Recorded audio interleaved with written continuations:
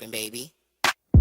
Yo, welcome to the screen where the plot gets bent. Julie B deep dives, not just for content. She don't react, she dissects those threads from the lens, catching clues y'all missed when the credits end. What you know about freeze framing frames and while you blinking, she building an evidence drum. Got a notebook thicker than the lore itself, and a chat full of nerds with a mental health shelf. Yeah, she sees the glitch, peep the double cross. You just watching TV, she talk to the boss. Every theory and thesis, no throwaway guess. While y'all on season 1, she in season X. Said rewind and slow it, zoom in, enhance. Julie B caught the symbol in the window glance. While you tweeting what just happened like a clown, she already made a flow chart, color-coded breakdown. They don't die like us, they don't vibe like us. They binge and they bounce, we revive that trust. They skip intros, we rev and frame.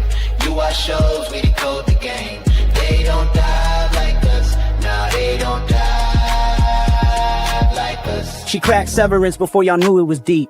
Predicted the Last of Us depths in her sleep. When the camera pans, she ain't blinking once. Catch a ghost in the glass, call it theory punch. Watch parties lit like apocalypse nights. Call-ins while they bringing alien rights. Hey, Julie, I think the trees are spies. Well, I have a spreadsheet that confirms that, guys. Zoom in, boom in, she moving through clues. Spinning Discord in the courtrooms, Lord of views. Got mods with receipts. Timestamps with heat. Every rewatch turns into a Reddit elite. You stuck on the surface, we beneath with maps. Cross-referencing lore with the rector's caps. If your fave show got secrets, don't be dumb. Julie got the chalkboard out in Frum's where it's from. They don't dive like us, they don't vibe like us. They skim the edge, we inside that crust. They zone out, we zone in the pain. You say plot twist, we say nope, chain. They don't dive like us, nah, they don't dive like us. What's that? That ain't a blooper, that's a plot thread. You thought it was a shadow? She thought it was a coded message from season 3. And she's probably right. Step this way if your mind's unbent. Step that way if your theories pay rent. Say Julie B, deep dive queen. Now zoom, scroll, theorize, pull. Ain't no rabbit hole safe once she got the cloud.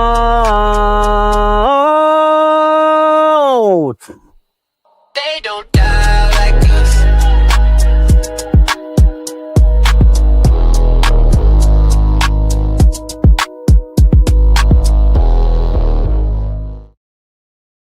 Come on. Hey, it is Julie B Deep Dives and Karl, and we are going to break down the first episode of Stranger Things 5 Volume 2.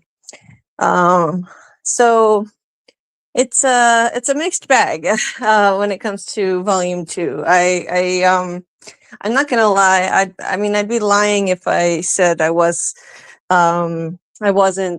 disappointed with a lot of the way Volume 2 turned out. And I think the issues start in episode 5, but they get worse as it goes on. I wouldn't call it a dumpster fire, trash. Some of the really harsh terms I've been seeing on YouTube. I mean, I've been seeing, things like that. What are some others? Let's see. Dumpster fire and trash were the two worst. Game of Thrones season 8. Game of Thrones season 8 all over again. I've seen a lot of comparisons to that. And other similar attacks against it. And underwhelming, disappointing, waste of time. I've been seeing a lot of terms like that on thumbnails and in titles. I would agree with underwhelming. I wouldn't say a dumpster fire or trash, but I would say I was underwhelmed. I was not as impressed as I hoped I would be with this set of episodes. But that being said, even on its worst day, Stranger Things is still, I think, one of the best shows on TV. So it's still going to be, superior to a lot of the stuff that's out there, in my opinion. It's difficult, you know, when you have a show that's gone on for this long and the characters have kind of aged out of their roles. It's hard. It's hard to keep it going. It's hard to land the plane when there's so much lore that they have to explain and tie up, so many loose ends, so many questions they have to answer. And this started off being less complicated. They weren't planning on this being a long running series. I've heard that it was only supposed to be one season originally. So they had to kind of expand this world way further than they ever intended to in the very beginning.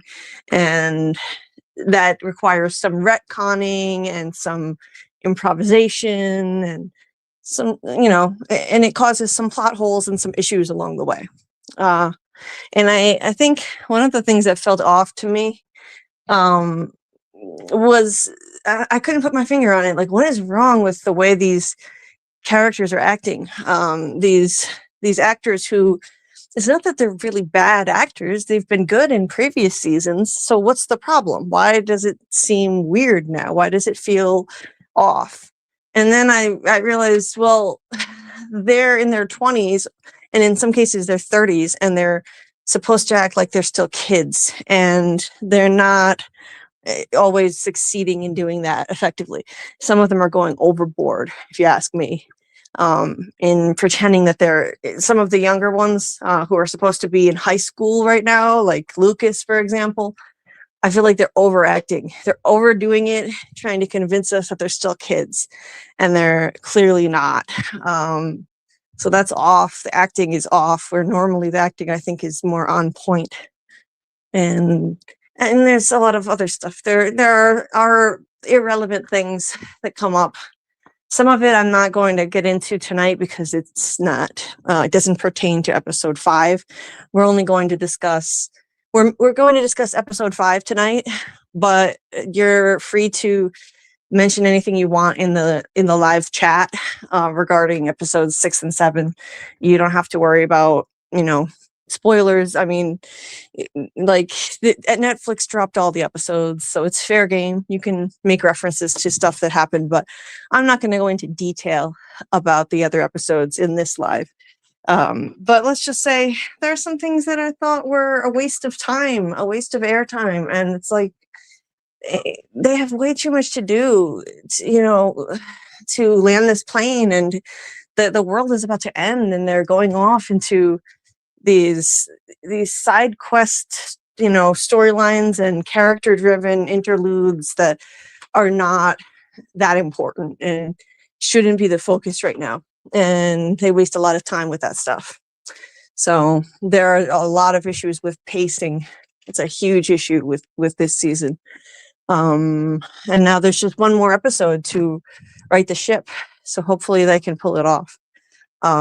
I think that there's still a good chance that there's going to be a satisfying finale. They might just have struggled, you know, with the journey to get there, but there's a 2.5-hour finale coming. So that's a lot of time with which to wrap this thing up. And I think that they can pull it off in a way that it won't be a train wreck. I think there's reason to be hopeful about that. And, you know, they're probably, before this is over, they're probably going to kill someone off, for those who are saying that needs to happen and the stakes are not clear because they're too afraid to kill anybody off. I think it's going to happen. But I agree with something I saw somebody say online, where they were pointing out that even if they do kill somebody off now, it's kind of too late. It's kind of too late, because what they needed to do, what would have been most effective, would be to kill someone off sooner, to establish the danger and the stakes, to point out, like, look, like, no one is safe. You know, your characters can die at any time. This is the end game. We're coming to the end of the road. At the beginning of the season, at the very least, they should have killed off the Wheeler parents. And I think that would have helped. I know they're not main characters, but they should have been out of the picture. And it would have helped because Nancy had a vision at the end of season 4 given to her by Vecna where she saw that her family was dead. Her parents, her sister, and then everyone else was dead. And if her parents had indeed been killed at the beginning of season 5, this would have established a lot of dread. It would have been perfect. It would have been a way for the creators to establish the stakes and the dread and the anticipation that something horrible could happen to anyone without actually having to kill off a main character yet in the beginning, because it would have been the beginning of fulfilling that vision that Nancy had from Vecna. It would have been like, look, oh my God, it's coming true. Her parents have just been killed, just like Vecna showed to her. And who's next now? Next is probably going to be Holly, and then it's going to be who knows who else, and everyone else could die in the end. Like, we would have at least felt some sense of dread and that the stakes are real if they had killed off the Wheeler parents. But instead, inexplicably, they kept them alive, clinging to life, and even revived Nancy's mom enough to make her like a key player in killing some Demogorgons in Volume 2. What the hell? She's been clinging to life in her hospital bed, but she can get up and do that. It's frustrating. I'm not somebody who's bloodthirsty when it comes to watching TV shows, and I don't need a lot of character deaths to feel engaged in a show. But if you keep on faking us out and telling us, anyone could die at any time, the world is ending, the sky is falling, if you keep chicken littling us like this, then we're going to expect that. And if it doesn't happen, then it feels like the show is falling flat, and it's just, at the end of the day, it's like the stakes are not even there. They faked us out. And I feel like that's what they keep doing again and again in season 5. It's Chicken Little. They're constantly yelling at us that the sky is falling, but nothing actually happens. Nothing happens. People seem to be right on the cusp of death, and then right at the last second, they're saved by someone or something, and everything's fine. It's like, what the hell? How are we supposed to feel any sort of suspense? Like, how are we supposed to actually believe them when they tell us that something is life-threatening at this point? I don't think anyone can. So,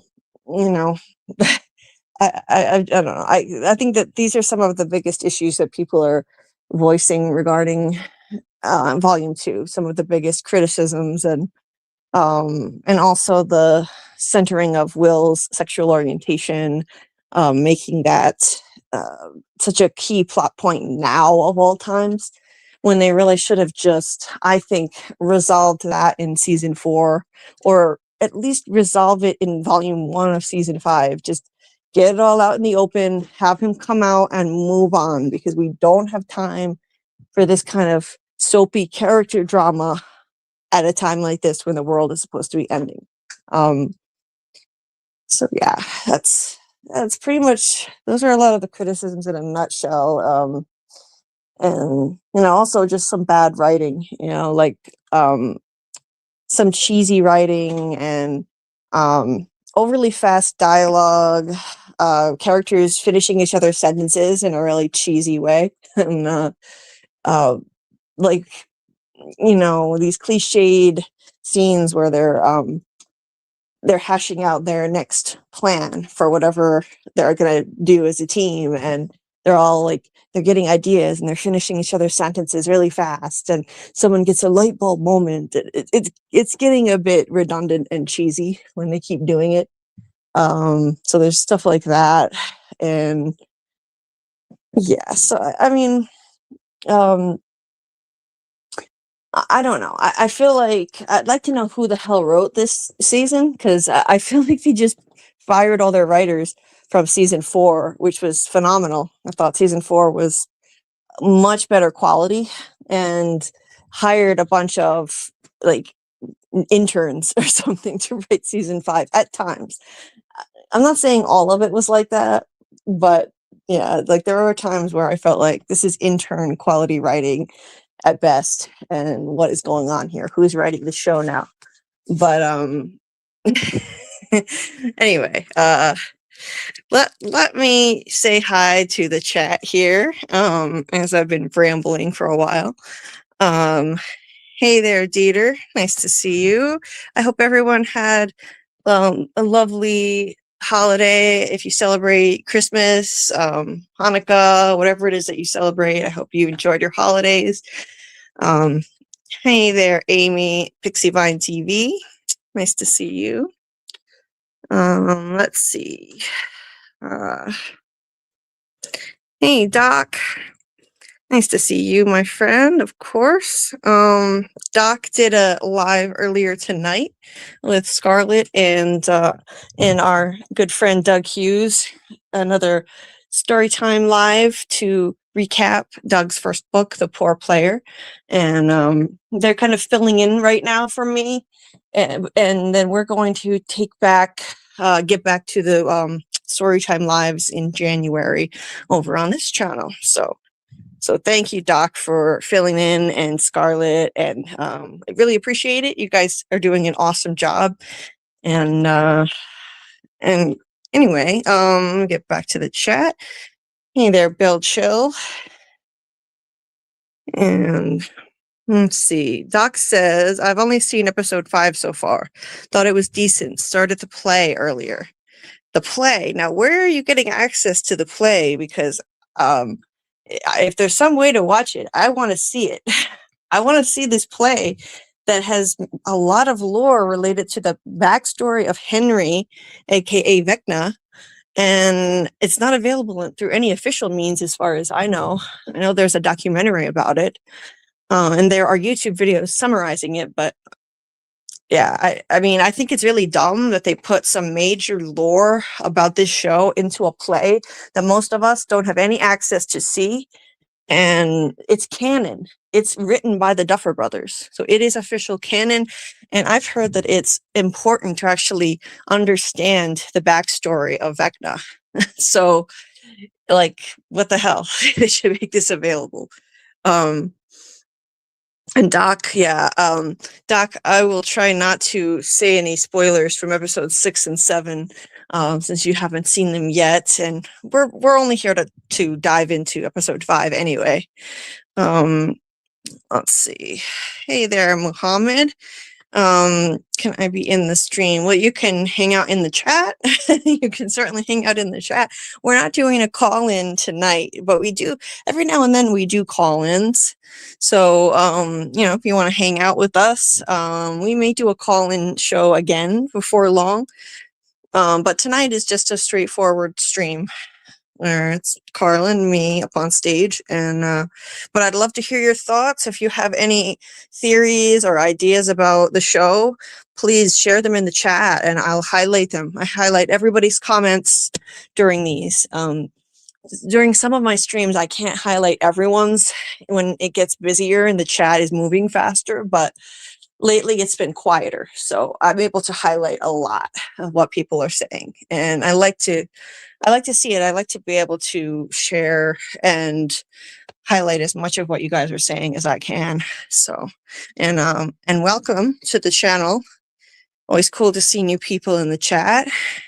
Hey there, Pipe Down Love. Welcome. Another new name. Episode 6 and 7 were so bad, bro. Yeah, 6 and 7 were worse, definitely. Episode 5 I thought was decent, but 6 and 7, it kept getting worse, to be honest. So I kind of have to agree in a lot of ways. Welcome. Nice to see you. Muhammad says 6 was good and 7 a letdown because they didn't live up to expectations. I have to agree. The expectations were awfully high, and I mean, we're nearing the end of just a juggernaut of a series that we've loved for 9 years. It's almost a decade now. And to have the penultimate episode, not just of the season, but of the entire series, episode 7, be so anticlimactic and disappointing, underwhelming, it really was a shame. I do have to admit, it was a shame. Teeter says, I liked all of the episodes of Volume 2. It wasn't as explosive, but still good. We got a lot of answers, and they set some stuff up. Yes, episode 7, I do believe, episode 7 is a setup episode. It's 100% a setup episode. Not much actually happened, but it's setting up the finale. They even laid out their plan, which is what did they call it? The beanstalk plan for what they're going to do in the finale. So yeah, it's very much set up. So Mohammed says, I believe there's a lot coming in the finale and about killing. I think for the stakes, they would kill a character right in the first few minutes. Yes, I think they should have done it in the beginning. They should have done it in the beginning to establish the stakes. Welcome to Derry did that in this first season. In Welcome to Derry, they killed off multiple kids in the very first episode. And it established that no one is safe in that show. Anybody could die. And they weren't afraid to kill off a bunch of kids in a brutal way. So I had a lot of criticisms of that show, but they sure as hell established the stakes were high and real. So that's what Stranger Things should have done, if you ask me. Yeah, Doc, the Wheeler parents surviving lessened the stakes. Yes, it did. And I agree, Muhammad, even John and Nancy could have died. I think they should have. That scene played like a death scene. It played like a death scene, and it felt like it. So, yeah, that was really anticlimactic. I think that they should have just killed them off, and it would have been shocking. And going into the finale, we would have been just on pins and needles, like, who else isn't going to make it out of this thing alive? Hey there. I'm not sure how to say this one. Leo, I guess, or but anyway, welcome to the channel. It says, didn't they say 6 major deaths are going to happen in the finale? Is that what you've heard? I hadn't heard that. Well, hell, I mean, geez, what a way to make up for a whole series of being afraid to kill off any major characters. I would be hesitant to believe that 100%, that there's, like, what do they define as a major death? Because I've been through this before with another series where the creators of the series From said they're going to be like, what did they say? I think they said 3 major deaths in season 3 or something. And it wound up being 1 sort of major death and 2 minor deaths, if you ask me, because the characters were not major at all. So it's like, well, whose definition of major death are we going with here? And that's where it gets dicey. So, well, honestly though, like, anybody they kill off would be shocking at this point, because they don't kill off even side characters on Stranger Things for the most part. So yeah, I mean, 6 would be wild. I doubt they're going to kill off 6 main characters, but who knows? Who knows? Maybe they're going to end it with a big bloodbath and actually shock us. You just never know, I guess. I doubt it. You're saying here, I must be in the minority because I don't want anyone to die. Well, I'm with you in that I don't really want anyone to die either. However, if the show keeps on telling us that this is like a life or death thing nonstop, and we're constantly on the precipice of death, and this, they ramp this up and they hype it up, and they put characters in situations and in scenes where it looks like they're about to die, but then they don't, over and over again. It does get to be anticlimactic. It gets to the point where you're like, okay, I don't mind if characters don't die, but stop faking us out. Stop faking us out and making us think they're about to die and they're in these absolutely life-threatening, dire situations, and then no one ever dies. That's the frustrating thing. That's where I have an issue with it. Don't write scenes as if they're about to die and then they always make it out. I don't need people to die left and right to be satisfied with the show. I don't either. I'd rather not see that happen.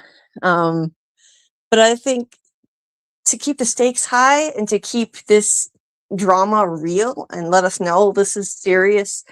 This is serious. This isn't a kid's show we're dealing with here. I think somebody's got to go. It doesn't have to be a lot. It doesn't have to be a bloodbath, but somebody, one or two people just need to go at this point. And that's all. But yeah, I don't want to. I mean, if you had to ask me which characters, I wouldn't want to part with most of them.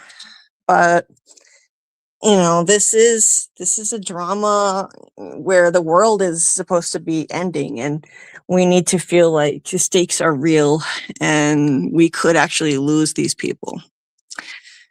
Muhammad says, stakes build upon deaths, and it's just a show. Killing someone on the show is no biggie. Yeah, I mean, it's just a TV show at the end of the day. We're not rooting for people to get killed off in real life. Amy says, Joyce is like Jonathan, who, LOL, we know Will's the favorite. And too many plans. Leo said, too many plans. I don't think there were this many planned scenes in other seasons. I don't think so either. And it's getting annoying. It's like, come on. It's getting kind of cheesy is what's happening. And I don't think there have been this many either. Yeah, it's like, okay, let's put up our plan on the board, and they all start finishing each other's sentences, and like, it's so corny. It's so corny. I'd have to go back and rewatch, but I don't think there have been this many, hatching planned scenes in other seasons either. Muhammad said season 4 storytelling was next level. It was dreadful. I remember watching with my little cousin. He was even scared at points. That's real dark. It was dark. Yeah, it was dark. And they did kill someone off. It was a brand new character. It was Eddie. But they made us really fall in love with Eddie before they killed him off. So it was an impactful death. Eddie was an awesome, kind character, and the way he went out as a hero was devastating. So it was impactful. And it was just an awesome season. Vecna was introduced as such a dark, intimidating villain. And I feel like they've taken the teeth out of him now. He's toothless this season. He's not nearly as imposing or intimidating this season when he hasn't been able to take anybody else out. And I mean, he couldn't even get Nancy's parents. I don't know. I don't think he's as scary this season. And I do think season 4 was excellent. It was, next to season 1, it was the best. It was the second best season, in my opinion. So I had really high hopes that season 5 was going to be at that level. But I have to be honest. I'm a fan of the show. I'm not trashing the show. I don't think it's trash like some people are saying, but I have to be honest. I don't think this is on the same level as season 4. Doc says Fletch posted the play to your Stranger Things channel on Discord. Oh, that's right. And I think he told us he was going to do that, and I totally forgot. My scatterbrain. Thank you for letting me know, Doc. Yeah, so we have a Discord, and for those of you who are new here, if you want to join the Discord, we have a Stranger Things channel that has some stuff in it. You can post your ideas, other people share their ideas and links, and apparently there's a link to the Stranger Things play. So the link to the Discord is in the description of this video if you want to join. And we also do watch parties for shows in there. Right now, we're going to be covering Fallout Season 2, and every week we're doing watch parties when the episodes drop in the Discord. Doc said, it's okay if there are spoilers. The finale isn't out yet. Okay, thanks, Doc. I mean, it's kind of hard to avoid because the events of episodes 5 through 7 are blurring together in my mind. So I'm probably gonna slip and say stuff about the other episodes. Leo says, I was tired of the Eddie glaze that Dustin was doing all season before episode 6, of course. Yeah, I'm not gonna lie. I was getting sick of it. I'm getting sick of it too. It's just too much. You know, Eddie was great, but we're like, we don't need to make him Saint Eddie at this point. Enough already.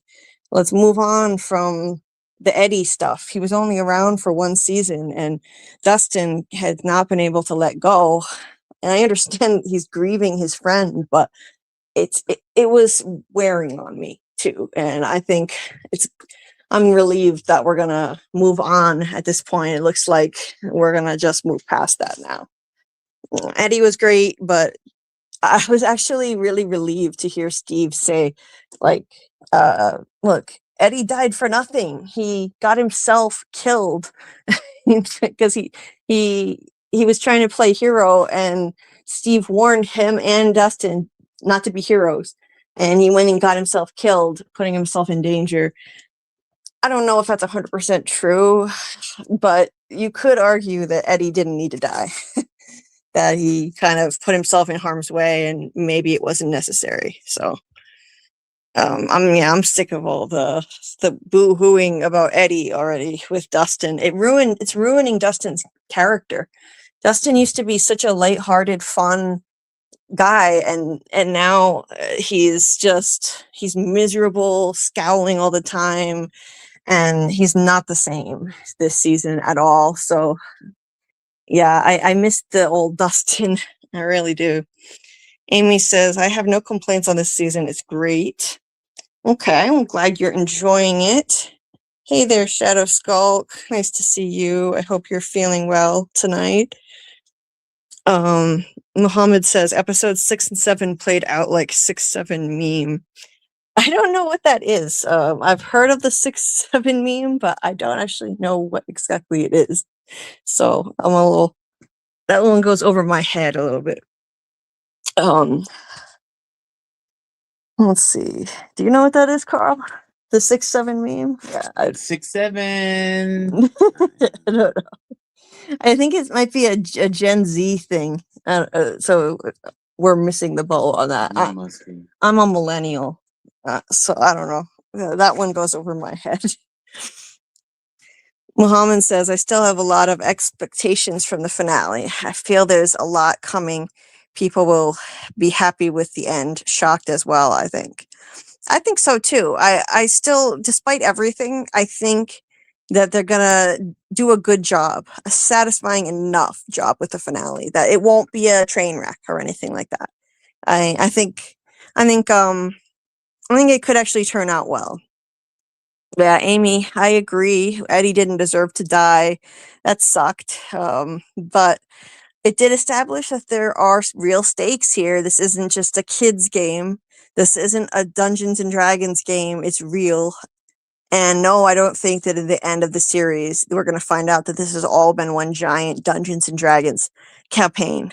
I really hope not. That would suck. It would basically, it would cheapen everything that we've seen throughout the whole series. So I know that's a concern fans have, that's what could happen in the end. And I don't think that's going to happen. I don't think the Duffer Brothers would pull that kind of a trick on us. Please hit the like and subscribe, like Doc says. I cover shows like this all the time. So if you like sci-fi, horror, other kinds of supernatural drama, fantasy, with a little comedy thrown in, I cover all that kind of stuff. Shows that make you think, shows that you can really get into, make theories about, shows that you want to talk about. That's the kind of stuff that we cover here on this channel. We cover shows like Severance, and we just finished covering Welcome to Derry. We're currently covering Pluribus, wrapping it up, of course, because Pluribus just ended. And we're about to start covering Fallout Season 2. And we cover the series for anyone new here who has not heard of it. MGM Plus has a series called From, which is sci-fi horror, and I can't recommend it enough.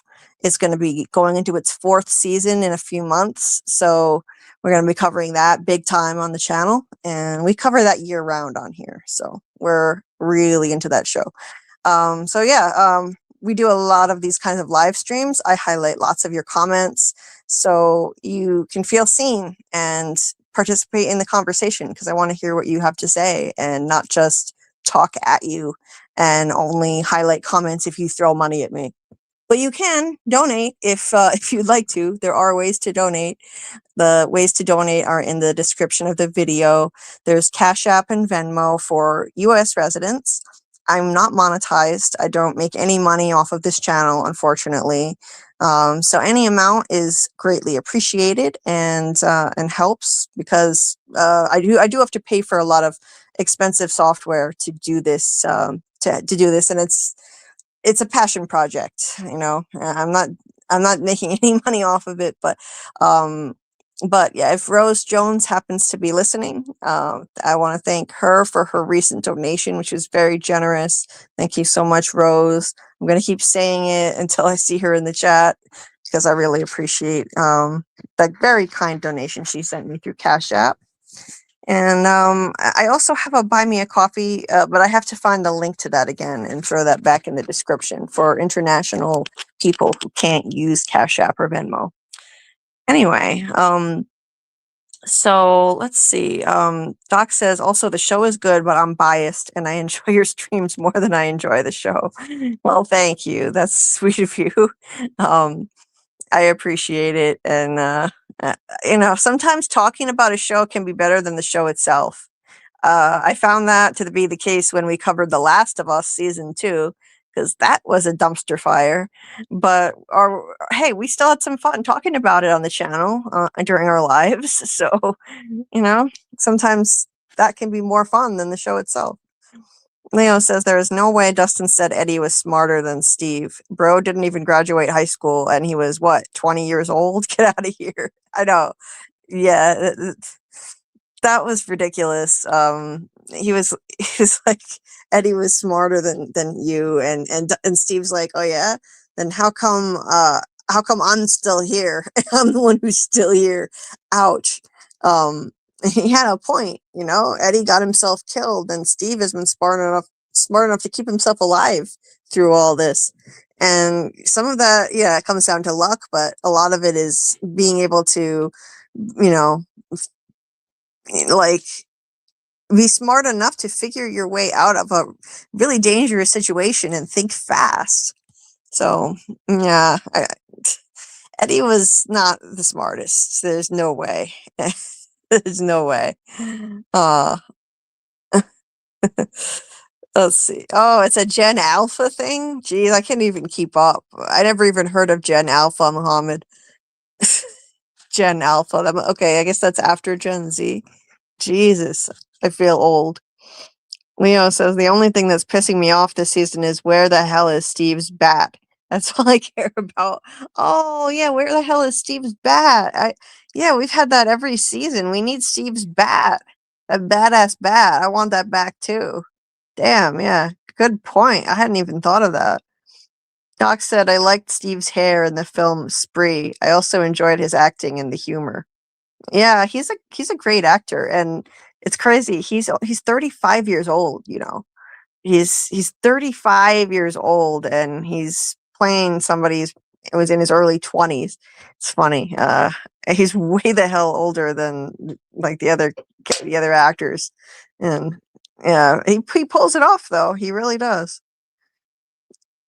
Shadow Skull said, "I'm grateful my 7 and 10-year-old doesn't know what 6-7 is. I'm gonna have to look that up now."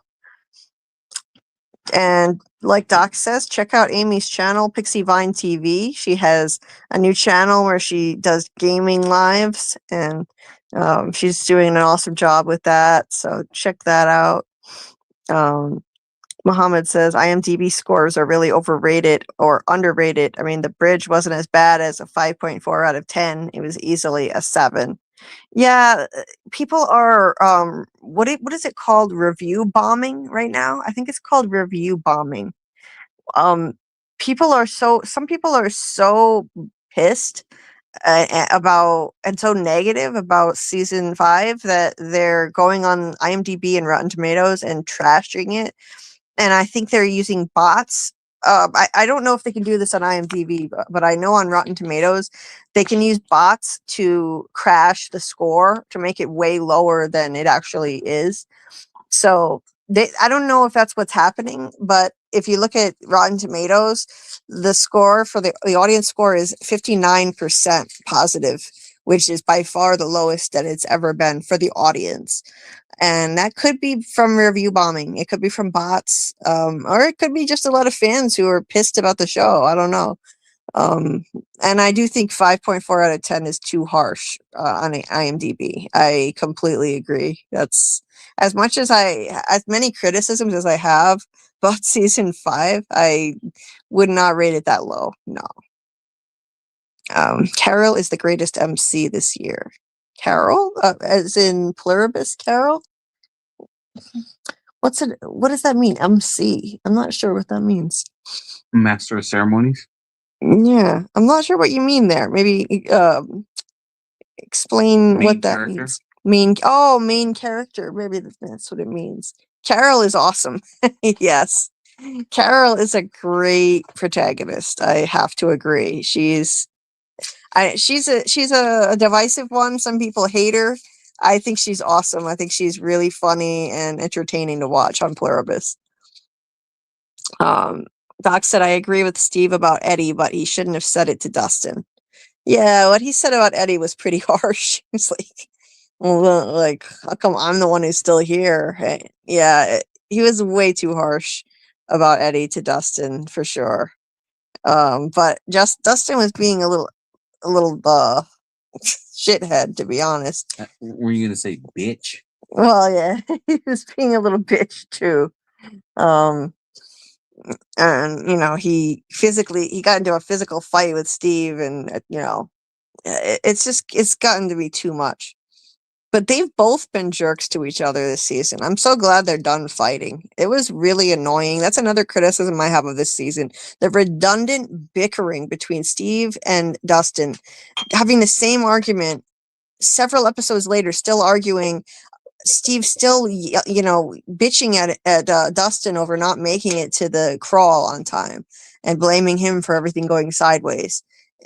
It's like, we heard this already. Stop it. Like, you're wasting screen time with the same argument again. I'm really glad that that's over with. Muhammad says, I don't know why, but even after so many years, I still miss Game of Thrones, especially in winter. Well, I'm sure a lot of fans of that show feel that way. I've never seen it, but I know that's a fan base that's very passionate about the show. So I totally understand, and I feel the same way about my favorite shows that are gone now. Okay, yes, so it does mean main character. Doc said we briefly discussed on my live with Doug and Scarlett earlier how later writers will probably finish the Song of Ice and Fire series and it won't be as good. Yeah, probably. Because George is old and fat. Because George is never going to finish the books. Yeah. Sounds like it. Muhammad says, has any here watched The Big C? Such a good show, a great show. I have not seen The Big C. Have you ever seen The Big C? What is that about? Isn't that about something related to cancer? The big C? Oh, yeah, no, let me see. Yeah, me neither. Winter is coming.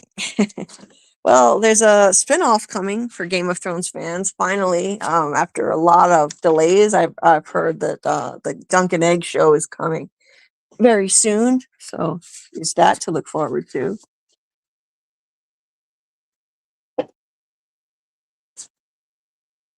Leo says Jonathan is so underrated. Yeah, he's a good character. I like him. He's a great actor. And I mean, it's nice to see like his relationship with Will and how supportive he's been of him as a brother. That's always been a really touching thing about Jonathan that I appreciate. From day one, from the very beginning, he's been an amazing brother. Now I'm going to pull up my photos so we can break down episode 5 and discuss what we thought about it. Let's see. Episode 5. All right, to do that, I have to switch devices. So I'm going to go out and come back in. Just give me 1 second. I will be right back.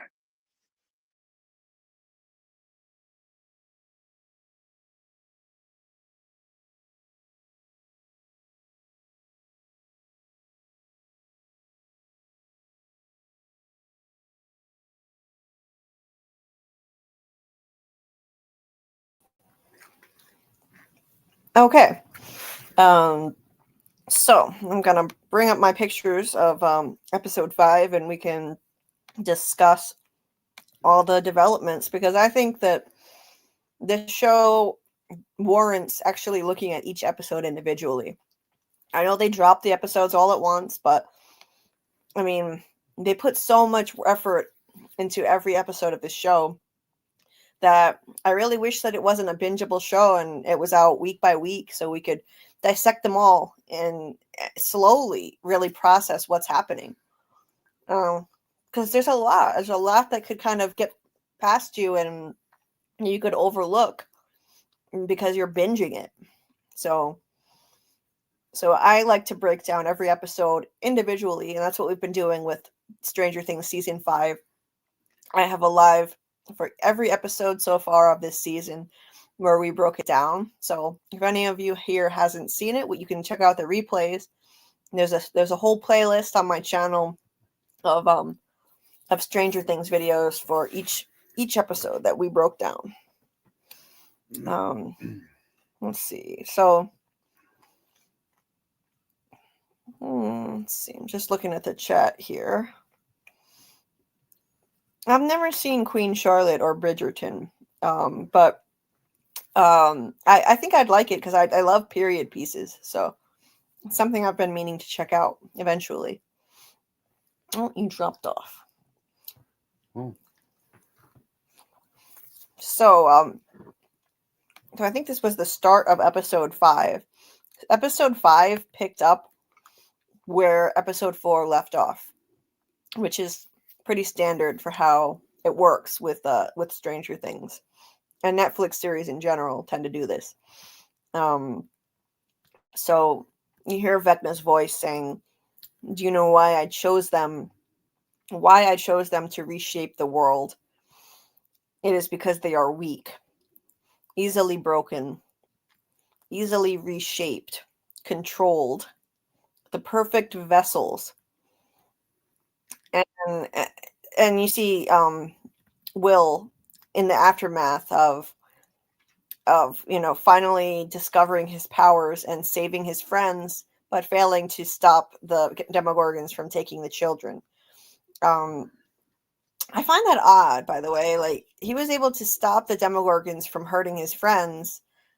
Like, he stopped them all. He literally froze them right in front of all of his friends where they were about to get attacked by the Demogorgons, and yet he couldn't stop them from dragging off the children. I don't really get that. Why was he able to do all the other stuff but not stop the ones who were taking the children? Anyway, yeah, that was a pretty amazing moment the aftermath of that. And I think we should really question why does Vecna need these kids? What is the purpose of taking 12 children as his vessels, as he's calling them? What vessels for what? And we know what do we know about the kids? We know that they have powers. He said in his Henry form, he said that they have powers that they have to unlock that are latent. They're inside them. They have powers like will. And so they do have some sort of innate powers that they haven't expressed yet, that they haven't been able to unlock. And so that's why he picked them specifically. But why? What does he need them for? I think that the fact that he picked 12 of them has significance in probably more than one way. In one way, you could look at it like it's like the 12 apostles. There's religious symbolism there. Vecna is a godlike being, and he wants to be like the new god of this this new world that he is creating, merging Earth and the abyss where he comes from, where he's living, merging them into a new world. And he's the god. He's going to be like the god of that world. And the kids, are they going to be like his 12 apostles? Are they going to be like his disciples? And he'll rule over all of this. And is that the point of it? I think also there's the symbolism of the 12 hands of the clock, one for each hand, one for each hour on the clock. We know that he's obsessed with time and clocks, and he hates how humanity is completely ruled by this construct of time that we have and the clocks. He's always hated that. He said that we learned about that in season 4. So he's got this clock motif associated with him. When he would show up, like when he would target somebody in season 4, you would see like a grandfather clock appearing to them. You'd hear clock noises when he was present.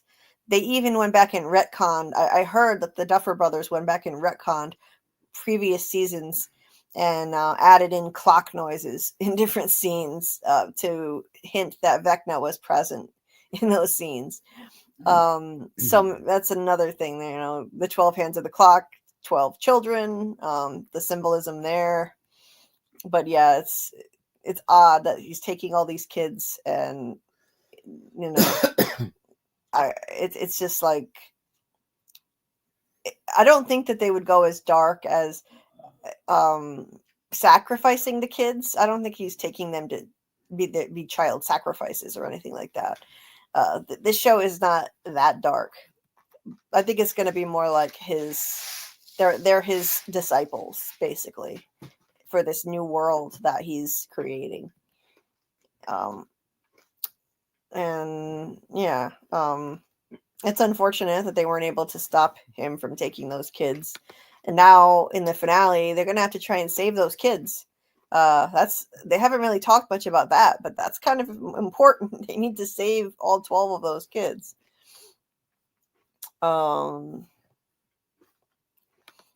says maybe Vecna needs children to act as psychic batteries and conduits, allowing him to generate immense psychic energy to merge the human world with the Upside Down or the Abyss and build his world. Oh, there's an interesting idea. Maybe, yeah. I mean, because they have powers, so that makes sense. They have these amazing abilities that are just inside of them. I mean, if they're like Will and Henry, then they have amazing abilities inside of them that have yet to be unlocked. And that's what he said. He said they have latent abilities and he's going to try to bring those abilities out.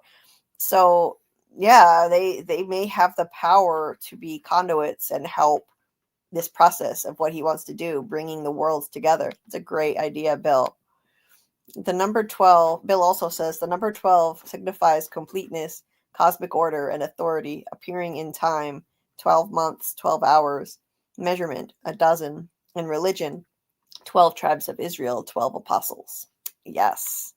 Major significance there about the number 12. Absolutely. Great points, Bill. So, so we're moving on here. We've got, the aftermath of that scene is, they're basically like realizing that Will is a sorcerer.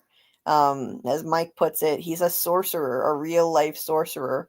And poor Will there is hugging his crush, his unrequited crush there, and you can see on his face that it means a lot to him to be hugged like that, and he's never going to get anything in return for his feelings, sadly, because Mike is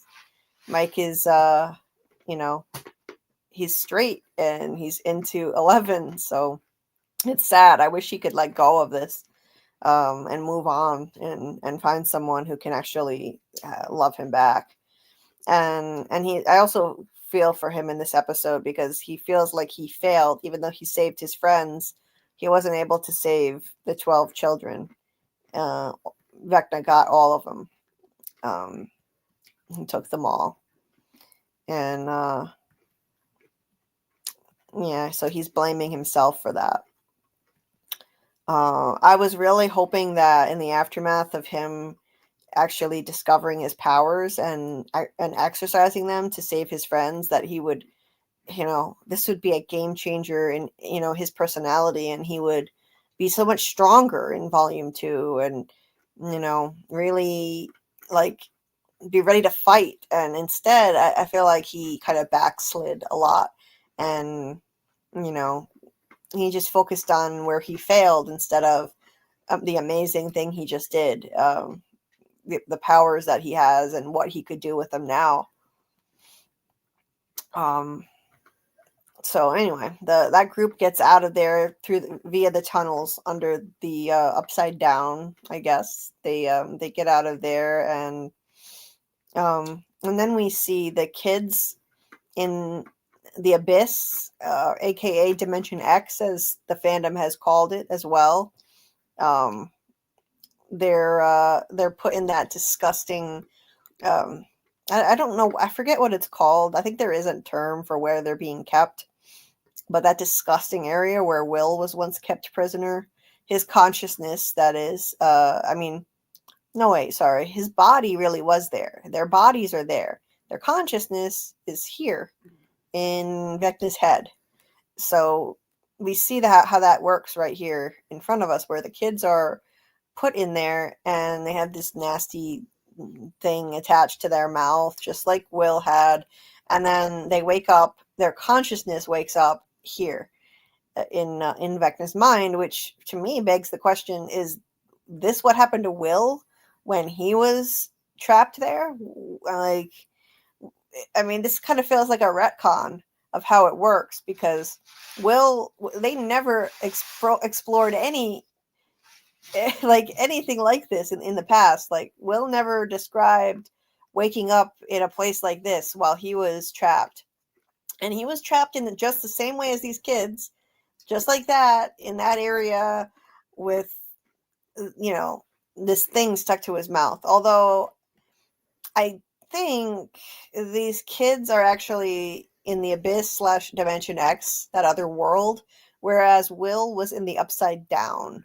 So maybe that's the difference. And Will was kind of like a dry run. Will was the inspiration for what's happening now, and maybe this unfolded differently for him, and he was not placed in this dream world of where his consciousness went into Henry's mind, into his memories, which is where these kids are now.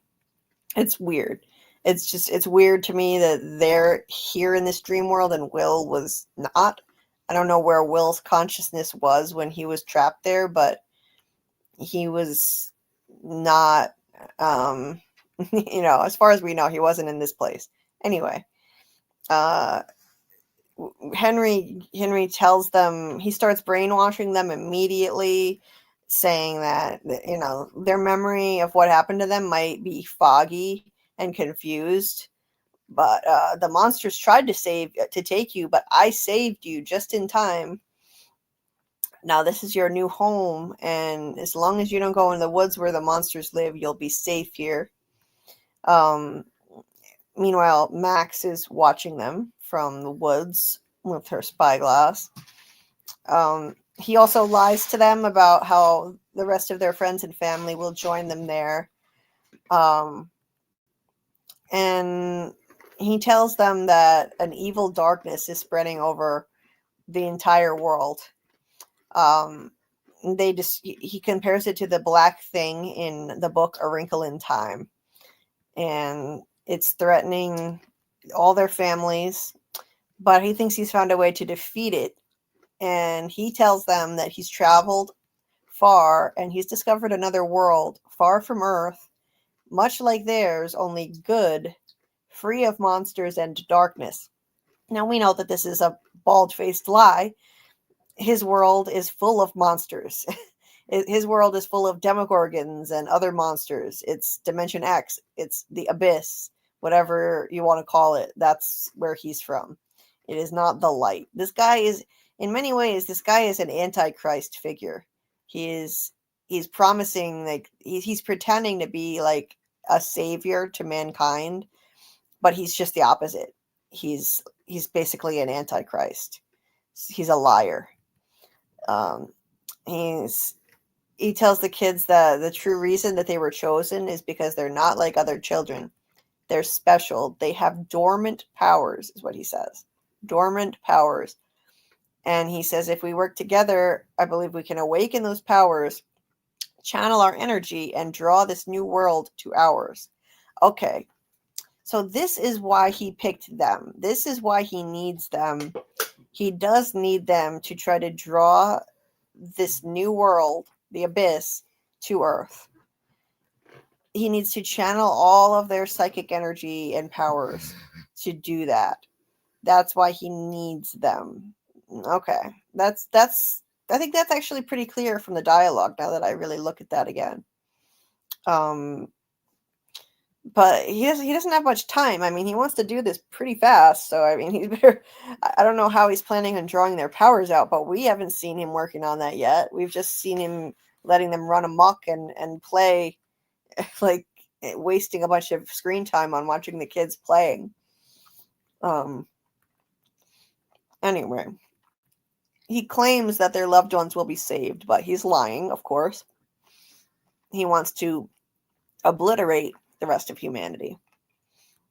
And he says he's not going to be leaving again.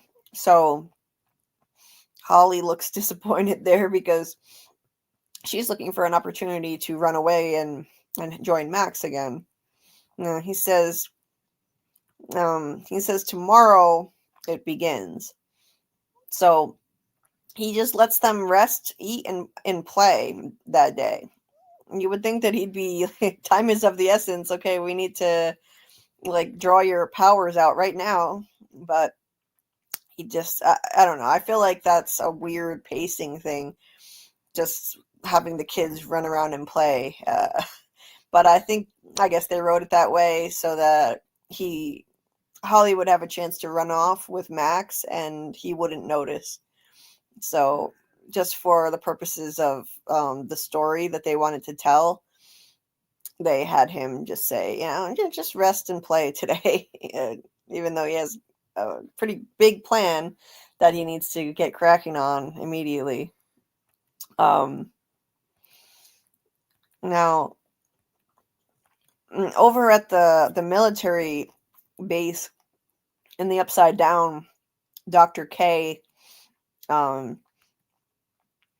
she discovers that this is an illusion right here. That 8, I think her name is 8 or Kali. Kali, I don't know if it's pronounced Kali or Kali. It's spelled Kali. she's not really there. She used her powers to create an illusion that she was still there. And once she gets far enough away, as she's leaving with Hopper and 11, that wears off. And Dr. K realizes she's gone. So, yeah. I can't say I'm happy that she's back. I'm not happy at all, but we'll get to that later. Then, we've got some more little loose ends to tie up here. Joyce and Will find Lucas a bit injured down in one of the tunnels, and they get him out of there. They fill him in on Will's new powers. I took a lot of screenshots, so I'm just kind of scrolling through quickly here. Lucas thinks that it's like Will is a second 11. But I mean, Will rightly points out that he's not really a second 11 in that he doesn't have latent powers of his own. He's just stealing Vecna's powers. And he has to be near the hive mind to do that. He can't just do that whenever. So his powers are more limited than what 11 is able to do. And Will fills in Lucas on the whole issue with the kids being vessels and how Vecna has them now. Now, Lucas has this theory that November 6th is going to be like the big day when all of this ends, because that'll be the anniversary of the day that all of this started, when Will was originally taken. And I think Lucas is 100% right.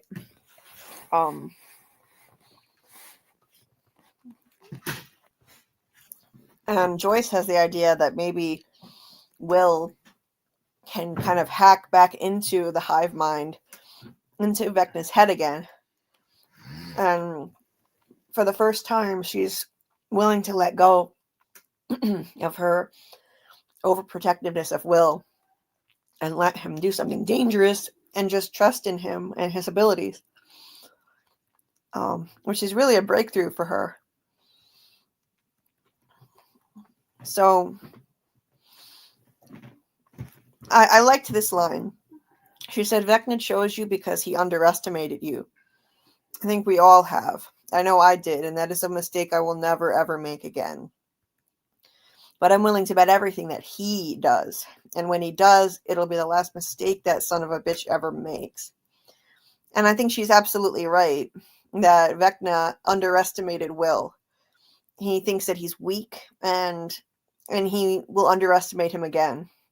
And that will be his undoing. I think Will is going to be integral to winning this fight in the end, along with 11. So I think Joyce was right on the money there. 11 is pissed at Hopper for planning to blow himself up along with Vecna and not telling anybody. So she's raging at him over that and how he lied again to her. He's always just trying to protect her. But she's furious at him for that. And she's right. It was clear that he was just planning on taking himself out. And he wasn't going to tell anybody about it. Now, they were trying to meet up with Jonathan, Nancy, Steve, and Dustin at the church in the Upside Down, but those kids decided to go off on their own and do their own bit of exploring. So they find them not there. Instead, they're over here at the Hawkins lab, which is at the center of the Upside Down. And they decide to explore a bit.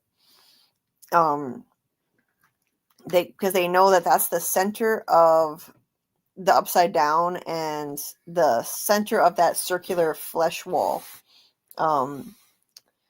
And Dustin thinks that that's Vecna's version of an energy shield, except it's not sci-fi. It's supernatural, created by Vecna's dark magic. So that's his theory at this point. And this dark magic shield is preventing them from reaching him and saving Holly. Now, it turns out he's wrong about some of that. He's wrong about that, but that's his theory at this point.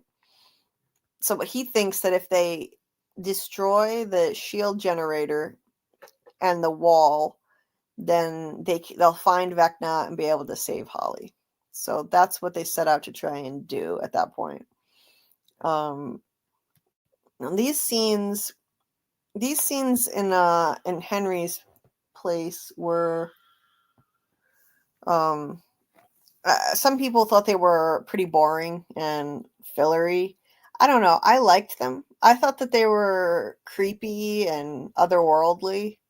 I liked it. I didn't mind it. I thought this was cool. This little Easter egg, Walt Disney's Alice in Wonderland poster on the wall. And here you have Holly wearing a dress that looks very much like Alice in Wonderland's, which is no accident. I think this is supposed to be kind of a nod to Alice in Wonderland, and it's like she's fallen down a rabbit hole.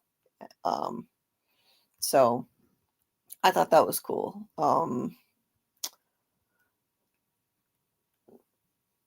Did you find these scenes boring, Karl? These scenes in Henry's dream world? Because a lot of people were not happy with them. Yes, I did. You thought they were boring? Mm-hmm. A lot of them, anyways. Yeah, I think they started out cool and the concept was interesting, but some of it was dragged out for too long. Yeah. Like watching the kids running around and playing, it got to be very Hardy Boy mystery kind of. It's like, get to it.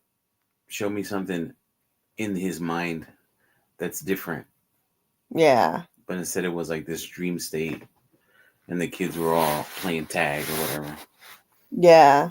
Yeah. Yeah, I think the concept was great, but the execution was lacking at times. And a bit too drawn out. Holly sneaks off and she goes to see Max and tells her that Henry is planning on somehow using them to draw another world to Earth. He says to save Earth, but she thinks it's really to destroy it, which is right on the money. And that he's going to do it tomorrow, so they have to get out of that place, which they call Camazotz right now. And Derek has followed her. he was dipshit Derek, and now he calls himself Delightful Derek. Yeah,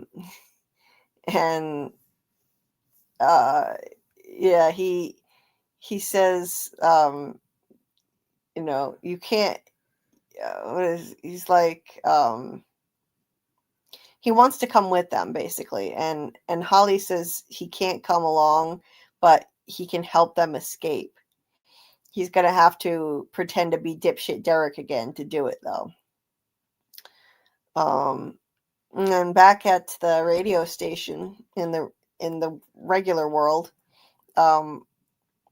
Joyce presents her little plan to try to get Will to jack back into Vecna's mind. But they don't like her plan too much. So, yeah, they try to come up with alternate ideas. And they suggest building another telemetry another telemetry thing, which is a tracker. But they don't know how to build one. And then Erica gets the idea to recruit their science teacher who taught Dustin everything he knows to build a new tracker. Snookums. Snookums? Snookums, right? Did somebody call him Snookums? Yeah, the librarian lady. Oh, yeah, that's right. Yeah, who he was shacking up with, right? Mhm. Then Lucas gets the idea to heat up a dead Demogorgon and shock it back to life. And then that will help Will tap back into the hive mind. He can tap into one of the Demogorgons, which is cool. It's a little mini Frankenstein story in the show. And then they decide to do both plans just to see what works. Throw everything at the wall and see what sticks. Over in the Hawkins lab in the Upside Down, Nancy and Jonathan go off on their own, and Steve and Dustin go off together. So they split up into those two duos, and Jonathan and Nancy have this big relationship drama. These relationship drama talks, which I gotta say, I wasn't really into. I feel like this is too much soapy stuff in the middle of a life-threatening mission that they're on right now, and I didn't need this. And Nancy was right here, where she was like, "You want to solve our relationship issues here in Hawkins' lab in the Upside Down?" Yes, Nancy, you are right on the money here. That's ridiculous, and Jonathan wanted to bring this up here of all places. I mean, come on. This is a big problem that I had with this season. They're having these soapy, like, character moments, these character drama conversations in life-threatening situations. Like, talk about this stuff later. We don't have time right now. And yet they still proceed to talk about their relationship issues ad nauseum throughout this episode, and I think the next episode too. Really annoying. So they go up and they find a bunch of melted walls and stairs. Very odd. And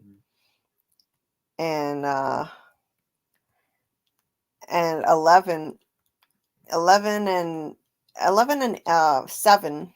Wait, is it 7 or 8? It's 8, I think. I think her name is 8. Yeah, I think that's okay. 11 and 8 have a conversation.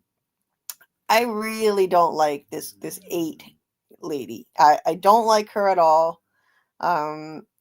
She is way too negative and dark and a bad influence on 11, and she always has been. She always has been, ever since she had 11 helping her and her friends be vigilantes and kill people who worked at the Hawkins lab. That's not the answer. It's not going to solve anything. And she's still a bad influence. 11 asks her to help her find and kill Vecna so that it ends and we can finally live, really live. And 8 tells her that's just a dream. She's like, I had the same dream, that I could put a stop to all this, that I could heal our wound. And we have a flashback to her seeing her friends get murdered by the government, what do you call it?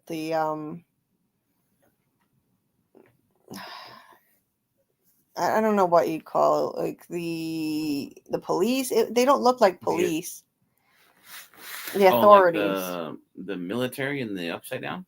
No, but like, these people who were killing her friends, they don't look like police. But maybe they're the CIA or something. Yeah, they murdered her friends, and they captured her. Yeah, they're some kind of military. They found her friends and killed them. They took her prisoner and kept her there and started taking her blood, excessive amounts of her blood. And then eventually she managed to escape she almost escaped the lab. She escaped where she was being held captive in that room, and ran out of the door, and then what she found.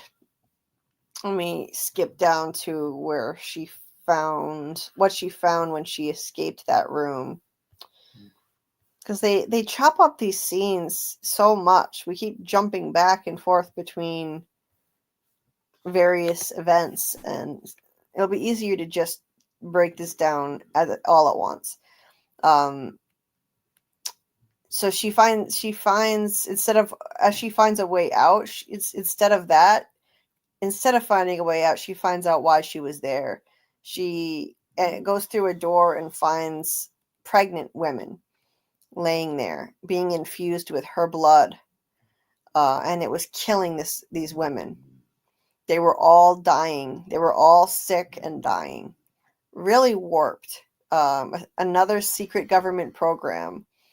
And then she uses her powers to conjure up a vision of 11's mother laying there with pregnant with her.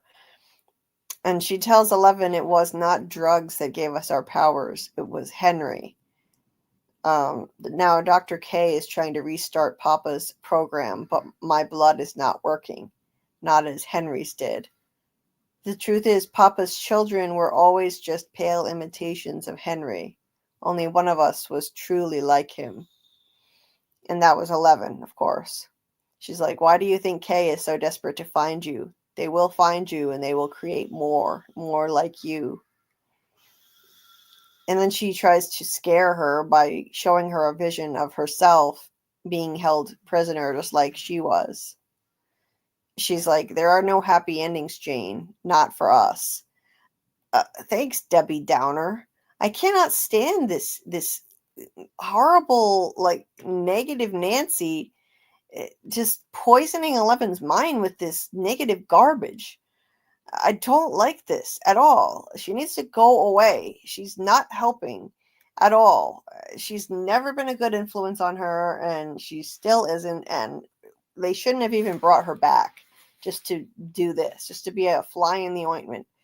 I don't like her one bit. I also don't understand what she meant when she said it was not drugs that gave us our powers. It was Henry. I don't understand what she meant by that. How did Henry give them their powers? Maybe I'm missing something here. Karl, you haven't seen season 4 yet. You need to see season 4. Mm-hmm. So you don't know the whole backstory of 11 in the lab, but I don't remember anything showing us that Henry somehow gave them their powers. I don't know. Maybe I'm just forgetting something major, but I thought that they did get their powers from the drugs that their mothers were pumped with when their mothers were prisoners in that lab. And you saw that in flashbacks. Their mothers were prisoners in the lab, and that's how 11 got her powers, I thought. Mm-hmm. Isn't that what it looked like? Yeah. Like, because her mother was being experimented on in the lab, 11, that's how 11 was born with these powers, right? Right. That's the impression that I got. Mm-hmm. So I don't know. That whole thing that she just said confused me, saying that Henry gave them their powers. If anyone in the chat has a clearer idea of what she's talking about, let me know, because I don't know. I think I missed something, maybe. But I think that she's wrong that they can't have any happy ending either. I know that they're never going to have an easy life, that maybe they'll have to spend the rest of their lives on the run because of their powers. And, the government may always be after them, but it was better than just, giving up and, unaliving themselves. I don't think that's the answer. And the government is always going to keep trying to to exploit anyone else who has powers. What about these 12 children who have powers now that Henry is about to bring out of them? They're going to have powers. And what are they going to do? Is she going to suggest that those kids give up their lives too? What about all the blood that they have in stock that the government could still experiment on? All the blood that they took out of her. I mean, it just seems like really unnecessary to suggest that they take their own lives. Before I go on, let me check in with the chat here. So, Doc said it's hard to let go and move on from that. Those close bromances in youth are foundational for young gay men. I understand that. And I can't speak to that experience, of course. I'm, being a hetero female, I don't know what it's like. But I just feel badly watching an unrequited love story that can never come to fruition. So I wish Will could just move on from his crush on Mike. But I understand that that's such a common experience from what I've heard, secondhand, of course, from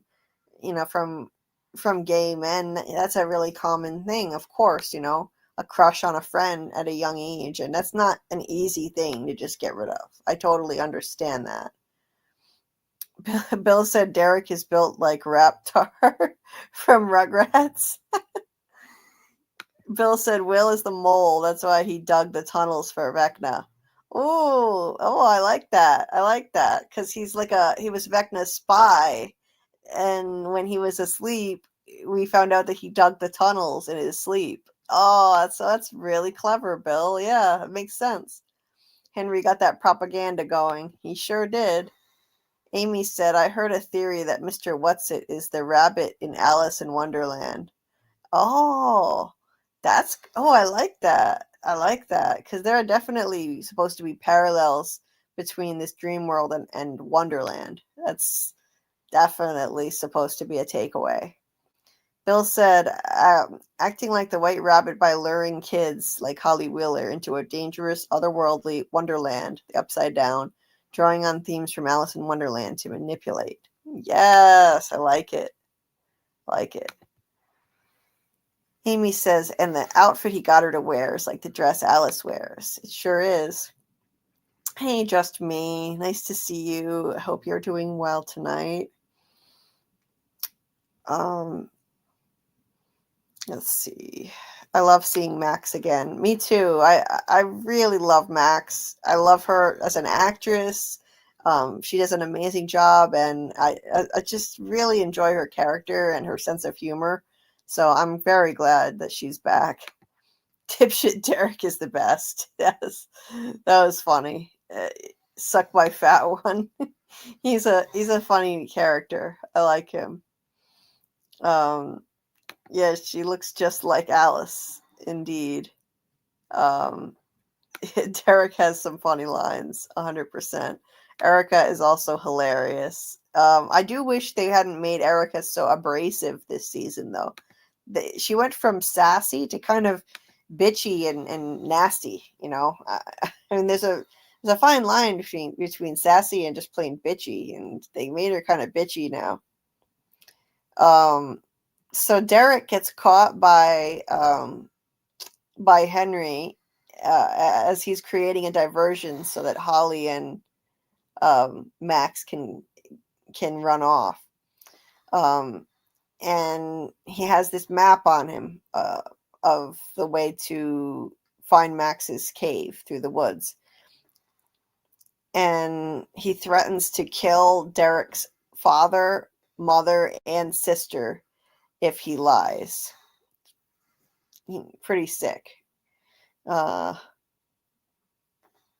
Meanwhile, Max and Holly travel through Holly's memories, Vecna's memories of Holly, and they find a way through this particular memory through the merry-go-round, which I thought was really cool and trippy. I enjoyed that. I know these scenes are more low key than what we're used to in this show, but I liked this weird trippy dream world stuff. I like that kind of heady psychological stuff. And they had to figure out, like, they had to find something that's off in a particular memory in order to find the way to the next one.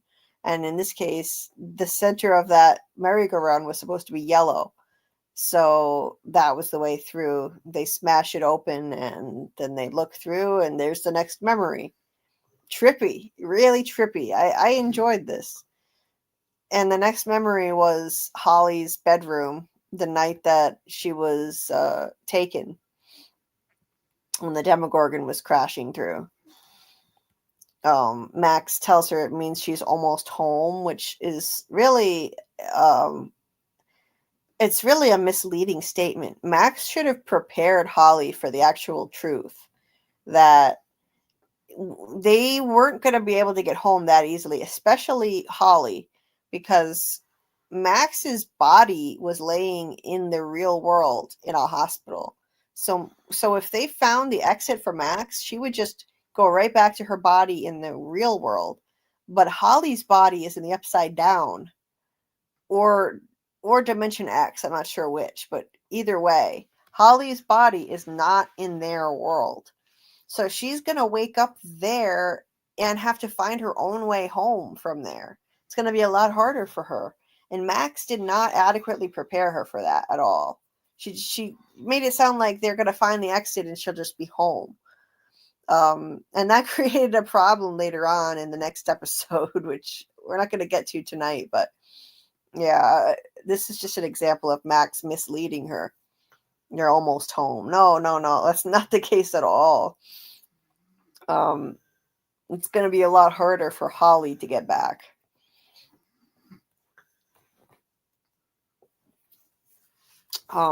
So anyway, they and another example of Max misleading Holly. Holly's like, you said I'm almost home, but you're coming too, right? And Max is like, of course, yeah. Liar. That's not how it is going to work. They can't go together through the same exit. They're going to each have their own exits out of this dream world and back to their physical bodies. And their physical bodies are in very different places. Max is in the real world. Holly is somewhere either in the abyss, Dimension X, that is, that other world, or in the upside down somewhere. So I'm thinking probably the abyss is where Holly's body is. And so it's like, no, she is. I think later they showed it. Her body is in the abyss. So yeah, they're not going to be together. They're not coming. They're not leaving together. So Max didn't adequately prepare her at all. Kind of weird writing, if you ask me. Now back to the Frankenstein plot here. They have the dead Demogorgon, and they're getting ready to light that up. Now, wait a minute. I think I'm skipping stuff, though. Let me go back. I skipped a few things to get here. Hold on. Skip some screenshots? Yeah. I skipped some stuff intentionally, but then I forgot to go back after. Hold on. Okay, it was right here that so Derek, this isn't really that important. It was just Derek going into the woods, so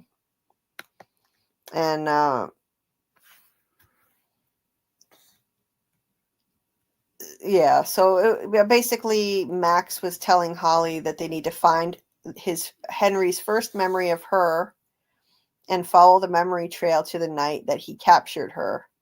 And then the exit to the real world will be there.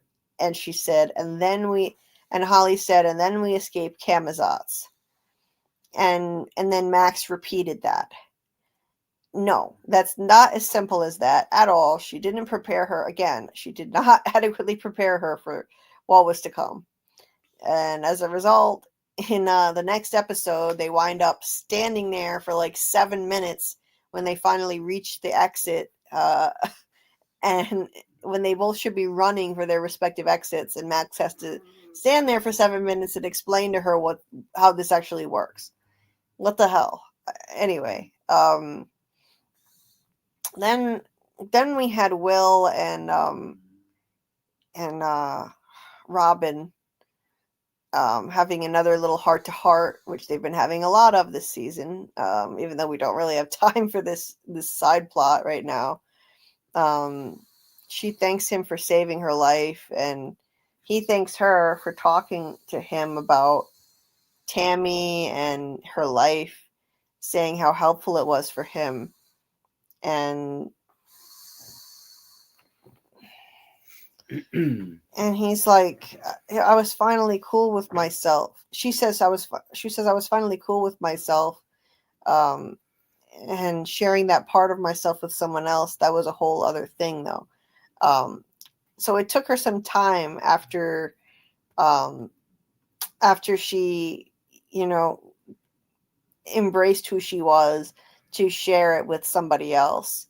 But eventually she told someone, and it was Steve.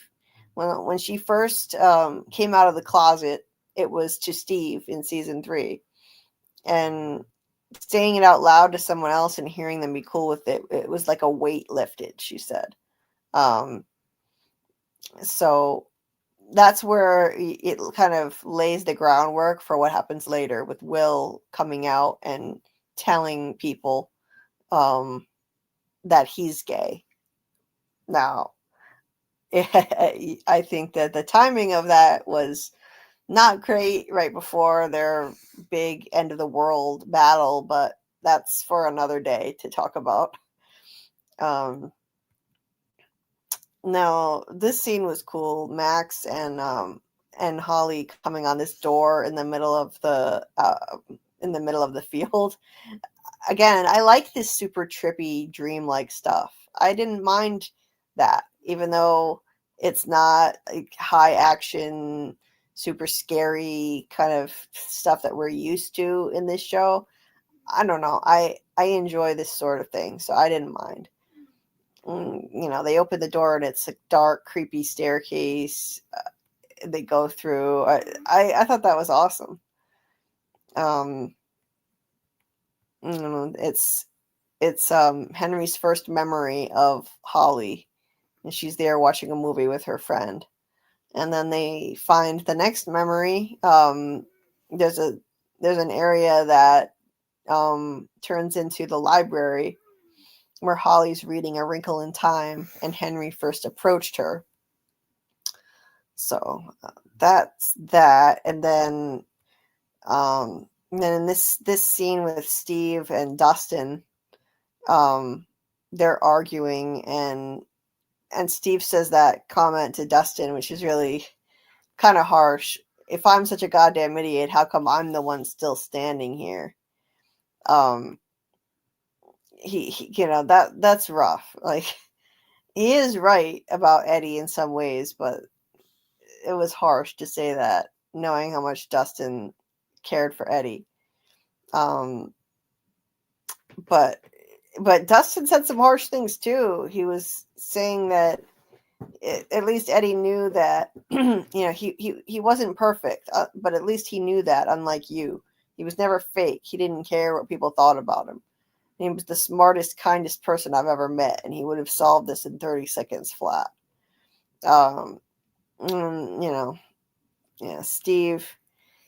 Steve said Eddie was, Eddie basically got himself killed. He told Eddie and Dustin not to be heroes, and Eddie went and charged into a swarm of killer bats. And he says basically Eddie saved no one. Deep down, he's like, Dustin, you're so goddamn pissed because you know the truth. Eddie wanted to play hero, and he made a dumb call, and he got himself killed. You could argue that Steve is right about that. Maybe Eddie didn't need to die, and he didn't necessarily need to do what he did. But he did die a hero. He died a hero, whether or not it was completely necessary. I'm not sure, but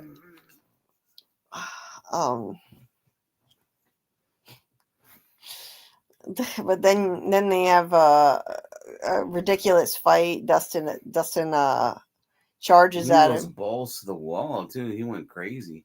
Yeah, Is that the most he's ever fought in the whole series? yeah, Usually he's the scientist dude, right? yeah. Ish. Dustin is like the smartest one in the room, the geek, science geek. With the worst hair, usually. Yeah, I guess unless Jonathan's in the room. yeah. And I knew this was going to be a problem as soon as it happened. During their physical fight, they broke the walkie-talkie. Great move. You're in the middle of the Upside Down in really dangerous territory, and Smooth move, X-Lax. and you break the walkie-talkie. So you know that's going to be a problem. Yeah. This is not the time to be bickering like idiots. And Steve just takes off and leaves Dustin alone. So ridiculous. There's a lot of this stuff that's just out of place this season, where they're having conversations and soapy drama that does not belong in these dangerous life or death situations. Sometimes it's sweet, sentimental heart-to-heart conversations, and sometimes it's like these, stupid bickering arguments that just don't belong. This is not the time or the place. Then Dustin finds Dr. Brenner's notes in the Hawkins upside down lab. And he discovers something pretty huge. Meanwhile, Jonathan and Nancy discover this melted floor of the lab. Now I find this part very odd. This whole melted area. Also, it's clean. There are no spores in the air. They never explained why that was the case. Why are there no spores in the air? I think we can explain why the walls are melted. I'm thinking it's because what Nancy does at the end of this episode, the military must have done it already themselves, shooting that generator thing or whatever you want to call it, shooting that thing, that ball of energy above the lab. It caused the walls to melt at the end of, not the end of this episode, the beginning of the next episode. It caused them to melt like crazy and then solidify within minutes. And so it looks like that's what happened before. So if you watch episode 6, you see, after Nancy shoots that ball of energy, everything starts melting. The walls melt, the floor's melting. They get on a table and they stay there. And then within about 7 minutes, everything solidifies around them. So if they hadn't gotten on that table, I think they would have been trapped like these soldiers must have gotten trapped. That's right. Yeah. So they must have shot at that thing too, which means Dustin is dead wrong about that thing causing everybody to die if you like disturb it. Yeah. He's like, he was sure that if they bothered it, if they disturbed it, everybody would die. That the whole place would, this wormhole would collapse. Well, he's thinking maybe it's a delayed thing and it's still going to happen later, but they just don't know when. Well, it's clearly this has already been disturbed before because these soldiers are trapped in melted walls, and so they must have done the same thing Nancy did and shot at that thing, and the wormhole still hasn't collapsed. So I don't know. That's another big question that I doubt is even going to get answered at this point.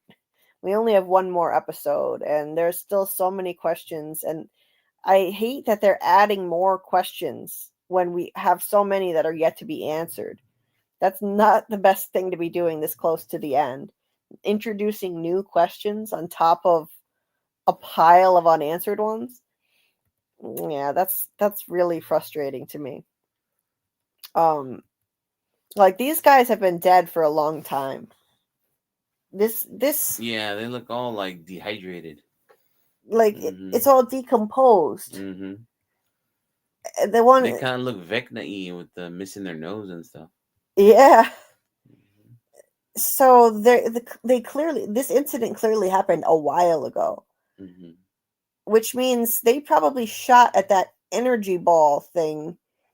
I think it's called exotic matter. Yeah, there you go. They shot at the exotic matter a while ago, based on what I'm seeing here.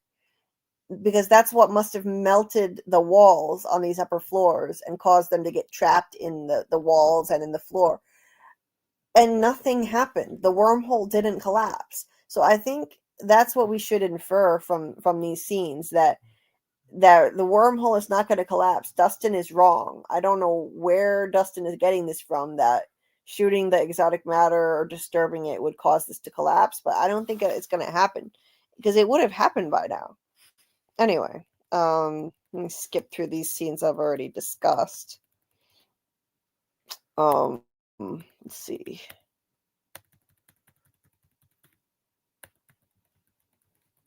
Where was I?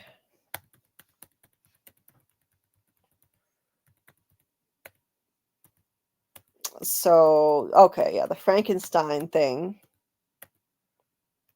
So they said about their Frankenstein experiment here, bringing this Demogorgon back to life.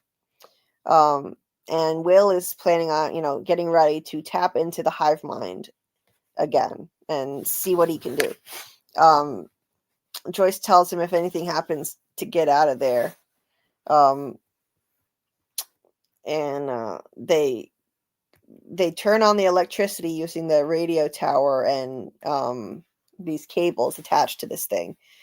Will gets that sensation, the goosebumps on the back of his neck. He starts to tap into the hive mind right away. And he starts seeing through the eyes of Derek in Henry's mind in the dream world. He sees that Derek is with the other lost children, and he learns through that vision that Henry is looking for Holly and that she's with Max. So that's vital information he got right there. And meanwhile, Holly and Max, they find the last memory, Vecna taking Holly, which leads to that creepy red vision right there of, I believe that's a vision of the abyss where Vecna has been living. And so they have to proceed through there. But then the doors get slammed and Henry shows up to try to stop them. This really creepy shot happens here where his head goes around like he's possessed or something. It doesn't like literally spin around, but it kind of goes back around in circles in a really like unsettling way, like he's like, there's some otherworldly presence controlling his body. And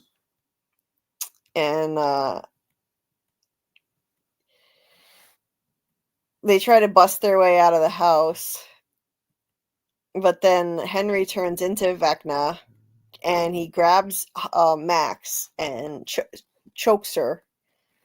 And I'm so sick of this Vecna, every single time we get this dramatic monologue from Vecna, at long last, blah blah blah blah, and then nothing happens. Jack shit happens. Like I'm not even scared of you anymore, dude.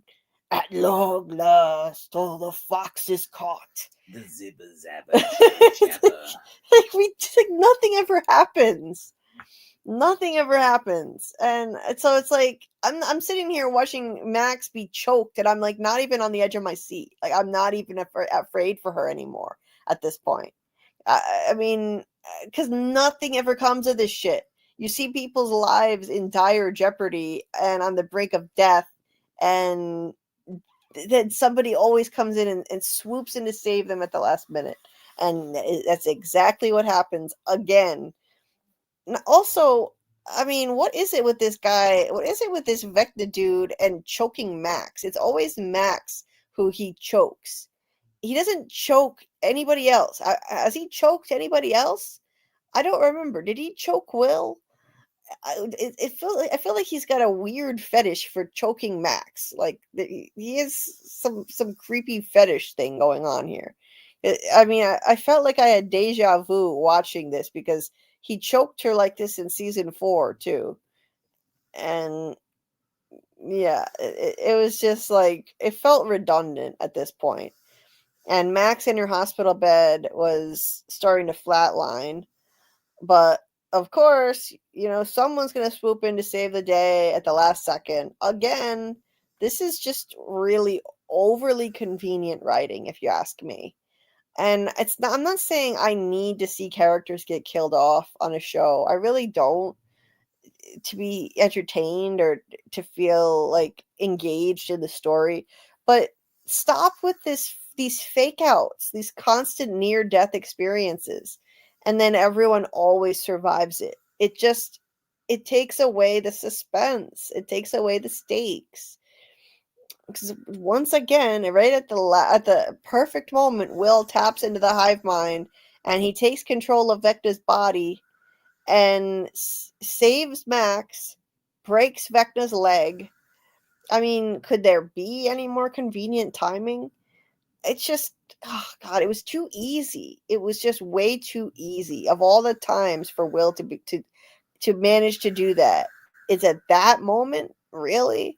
Come on, it was just too easy for me. And this, I found this corny. If you, when he spoke through Vecna's voice, and he's like, "Max, if you can hear me, you need to run." And it's like, it was just kind of corny. It wasn't it kind of corny, like, Yeah. and why didn't she run on her own? She should have ran as soon as he started hesitating. Yeah. It's like this is some all powerful being. As soon as it as soon as he hesitated, as soon as he stopped, I'm out of there. Yeah. Mm-hmm. Seriously, it took way too long for her to run. Jesus Christ. Anyway, so this shot was really disturbing. The Will looks possessed. His eyes are rolled back in his head as he's screaming, "Run!" And um, and then Henry kind of takes over again somehow. He turns back into Henry, and he's like, "Get out!" to Will, trying to order Will to get out of his head, which seems to be hurting Will really badly. His nose is bleeding. And then Will goes flying and collapses on the ground. Yeah, that was crazy. That was crazy. They turned the power off on the Demogorgon so that it dies again, and the particles that were animating this thing from the mind flayer leave it, and they're calling for Will to come back, and that's that. Yeah. Anyway, Doc, as Lick Doc says, streaming is not cheap. Thank you, Doc, for this message. She said, if you want to help my good friend Julie, you can donate via methods on the banner and via the link below. Thank you so much. Yes, I have the best ways to donate are through Cashapp and Venmo, which are on the banner that's scrolling at the bottom of the screen and also in the description of the video. But if you're international and you don't have access to Cashapp or Venmo, I do have that Buy Me a Coffee link, that's another way. And any amount is greatly appreciated, and no amount is too small. Doc said, Dimension X, us Xlians have our own dimension now, uninhabited by a void, Ghidorah. Yeah, Dimension X is what a lot of the fans of Stranger Things have been calling the planet or the world where Vecna has been living. Dimension, well, yeah, I believe they call it Dimension X. Hey there, Trace. Nice to see you. Hope you had a good weekend too, and a good Christmas if you celebrate. Yeah. So moving on. Let's see. How much more do we have here? How much more? Oh, okay, we're coming to the end. We're coming to the end now. So let's see. Oh yeah, very close to the end. So Jonathan and Nancy, they get up to the roof of this melted Hawkins lab area, and they shine the flashlight around, and they see that the light doesn't hit in the same way, in a normal way, on this one particular spot. So they realize that something must be there, occupying that space, because the light is not hitting it and going through normally. And at the same time, Dustin is looking through the notes from Dr. Brenner, and he discovers that the upside down is not what he thought it is at all. It's so basically, this thing is not a shield generator like he thought up there. He tries to tell them and warn them through the walkie-talkie not to touch it, not to mess with it. And he's like, it's not a shield generator, it's not dark magic, it's something else. But they can't hear him because this dipshit got into a stupid fight with Steve and broke the walkie-talkie. So they can't hear what he's saying. And he's screaming, Jonathan, Nancy, if you destroy it, you will die. We will die. Holly will die. Everyone will die. Do you copy? Now, this right here encapsulates one of my biggest criticisms of this show. This kind of Chicken Little shit is a big reason why people are pissed that no one is dead yet. It's not like I want a bloodbath, but look, if you're going to be screaming all the time about how everybody's going to die and then nobody fucking dies, you're taking all the stakes out of the show. You're taking all of the suspense out of the show. How are we supposed to believe that anyone is in danger of dying? How are we supposed to take moments like this seriously if no one ever actually dies? He's screaming like at the top of his lungs, like Chicken Little. Jonathan, Nancy, if you destroy it, you will die. We will die. Holly will die. Everyone will die. Like, seriously, this is what is wrong with this show. And no one fucking dies. No one ever dies. And what happens after this? She shoots this thing because she doesn't hear his warning. And we don't see what happens in this episode. I'm going to dive into the next episode in our next live. But I will just go ahead and say, nothing fucking happens. Nobody dies. Nobody dies, and no one is gonna die anytime soon due to what they just did. I don't know what is wrong with these writers. They need to stop with these fake outs. Stop screaming at us that people are going to die. Stop putting people in these situations that look like near death scenes. They look like they're setting up their deaths and then saving them at the last second. It's just this really ridiculous, like, they're trying to have their cake and eat it too. They're trying to have their cake and eat it too. Build up this crazy, intense drama, like making us scared that everybody's going to die, but then not actually have to pay the price, pay the piper, and actually kill off any of these characters and risk pissing off fans who love these particular characters. So no, you can't have it both ways. You can't scream all the time about how death is so near for everybody and no one ever dies. It just doesn't work. It kills the suspense and the stakes, and that is why people are just so bored and disappointed and underwhelmed by the show at this point, I think. I think that there's a world in which this show could do just fine without killing many people off, but they need to stop writing stuff like this into the script. Stop writing stuff like this where we're expecting people to die imminently and then nothing ever happens. It's a cheap trick to keep us engaged, but then there's no payoff. There's never any payoff. And clearly someone has already disturbed this exotic matter before. And that's how all this stuff got melted up here. And people got stuck in the melted walls. And did anybody die? Those bodies who were stuck in the walls were decomposed. And so clearly somebody messed with this exotic matter a while ago. And it was all those military guys, and then they got stuck in all the melted walls, and nobody fucking died. The world didn't end, and nobody died other than them. They died because they got trapped in the walls, obviously. They got trapped in all this melted stuff. But no one died as a result of them disturbing that exotic matter. And no one has died yet as a result of Nancy shooting it. So yeah, this is one of the biggest issues with Stranger Things. And anyway, that is episode 5. Let me Doc said steaks, what are those?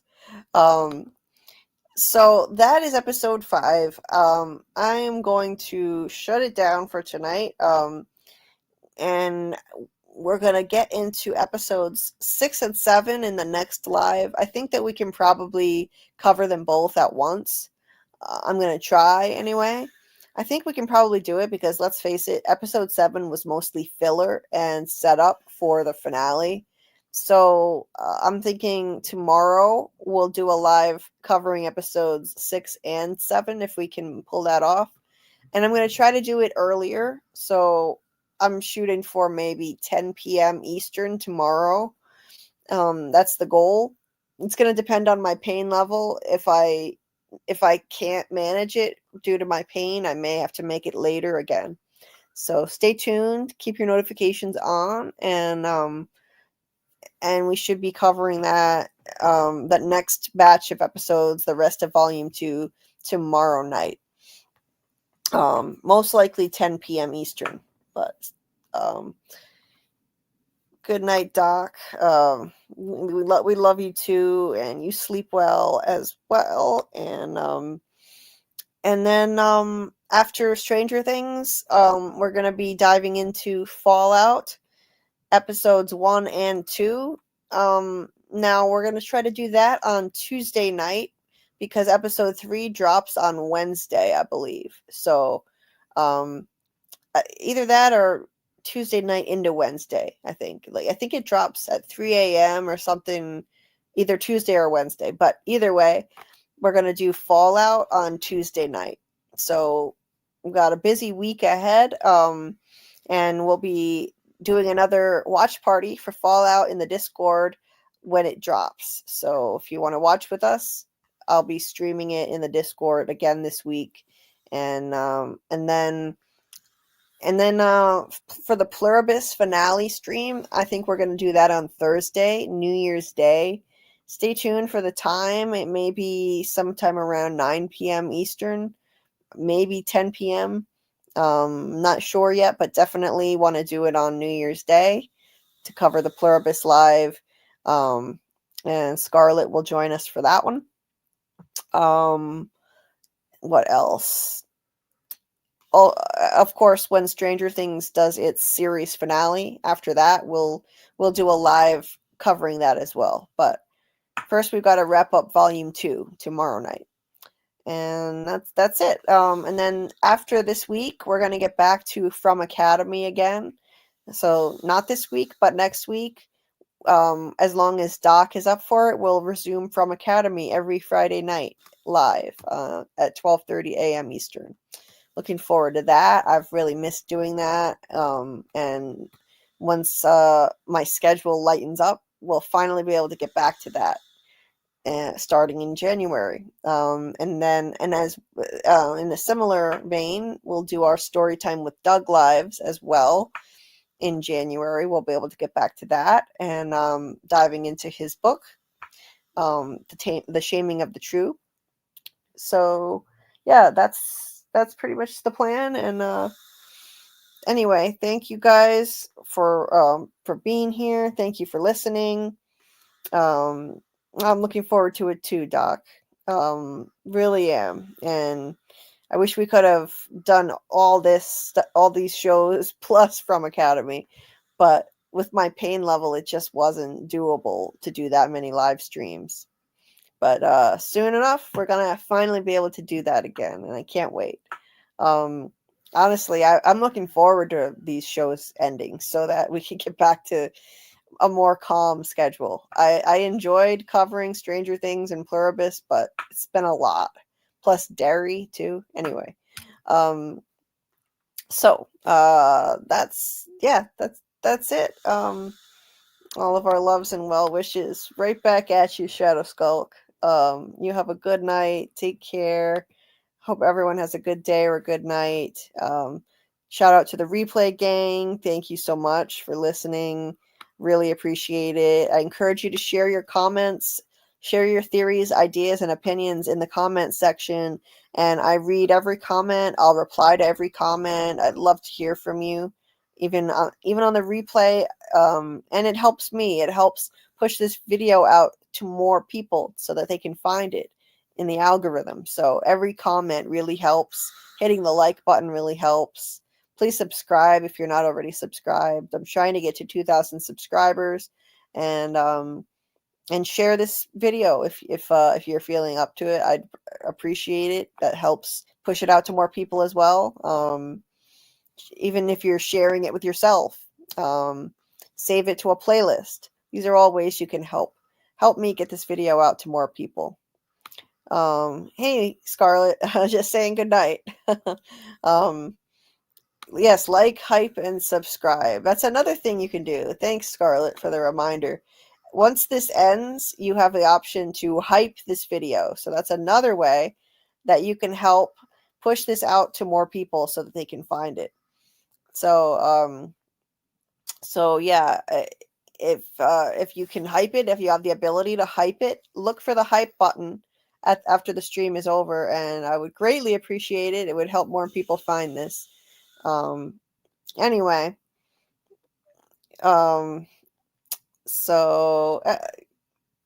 anyway, hope you have a good day or good night wherever you are.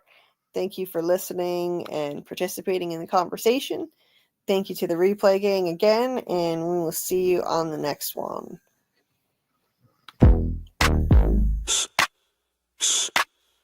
Yeah. That's a theory creaking open, baby. Yo, welcome to the screen where the plot gets bent. Julie B deep dives, not just for content. She don't react, she dissects those threads from the lens, catching clues y'all missed when the credits end. What you know about freeze framing frames and while you blinking, she building an evidence drum. Got a notebook thicker than the lore itself, and a chat full of nerds with a mental health shelf. Yeah, she sees the glitch, peep the double cross. You just watching TV, she talk to the boss. Every theory and thesis, no throwaway guess. While y'all on season 1, she in season X. Said rewind and slow it, zoom in enhance. Julie B caught the symbol in the window glance. While you tweeting what just happened like a clown, she already made a flow chart, color-coded breakdown. They don't die like us, they don't vibe like us. They binge and they bounce, we revive that trust. They skip intros, we wear it frame. You watch shows, we decode the game. They don't die like us, nah, they don't die like us. She cracked severance before y'all knew it was deep. Predicted the last of us, deaths in her sleep. When the camera pans, she ain't blinking once. Catch a ghost in the glass, call it theory punch. Watch parties lit like apocalypse nights. Call-ins while they bringing alien rights. Hey, Julie, I think the trees are spies. Well, I have a spreadsheet that confirms that, guys. Zoom in, boom in, she moving through clues. Spinning discord in the courtrooms, lord of views. Got mods with receipts. Time stands with heat. Every rewatch turns into a Reddit elite. You stuck on the surface, we beneath with maps. Cross-referencing lore with the rector's caps. If your fave show got secrets, don't be dumb. Julie got the chalkboard out in from's where it's from. They don't dive like us, they don't vibe like us. They skim the edge, we inside that crust. They zone out, we zone in the pain. You say plot twist, we say nope, chain. They don't dive like us, nah, they don't dive like us. What's that? That ain't a blooper, that's a plot thread. You thought it was a shadow? She thought it was a coded message from season 3. And she's probably right. Step this way if your mind's unbent. Step that way if your theories pay rent. Say Julie B, deep dive queen. Now zoom, scroll, theorize, pull. Ain't no rabbit hole safe once she got the cloud.